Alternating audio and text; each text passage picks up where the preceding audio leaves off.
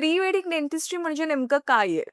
C लग्न is considered once a life time affair. So त्या दिवशी सगळ्यांना त्यांचं बेस्ट दिसायचं असतं, बेस्ट हसायचं असतं आणि आयुष्यात पुढे जाऊन जेव्हा त्याचे फोटोज निघतात, तेव्हा पाठीमागे तुम्ही ते जाऊन फोटोज बघितल्यानंतर तुम्हाला रिअलाईज होतं, की अरे त्या दिवशी मी किती खुश होते. Basically it's a emotional affair. सगळ्यांसाठी हं, तो एक इमोशनल मोमेंट असतो.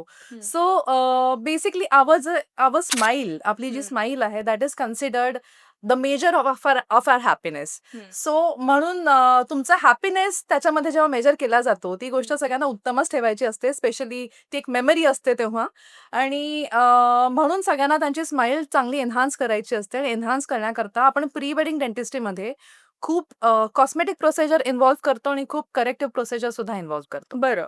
बरं यामध्ये नेमकं आणखीन काय कव्हर होतं या पूर्ण प्रोसेसमध्ये? सी आपण बेसिकपासून ह्याच्यामध्ये सुरुवात करूया. हं, हं. नेमकं जर तुम्ही बघायला जाल, तर तुमचं जे बेसिक क्लीनिंग जे असतं, स्केलिंग, पॉलिशिंग, दातावरती जो एक पिवळा थर जमलेला असतो, हं, हं, कॅल्क्युलस किंवा स्टेन्सचा, जो ह्याच्यामध्ये निघून जातो. हं, हं, सो ह्याच्यानंतर मग तुम्हाला आणखीन जर दाताची शेड व्हाईट करायची असेल, हं, तर हं. टीथ व्हाईटनिंग म्हणून आपल्याकडे एक पर्याय आहे. बरं.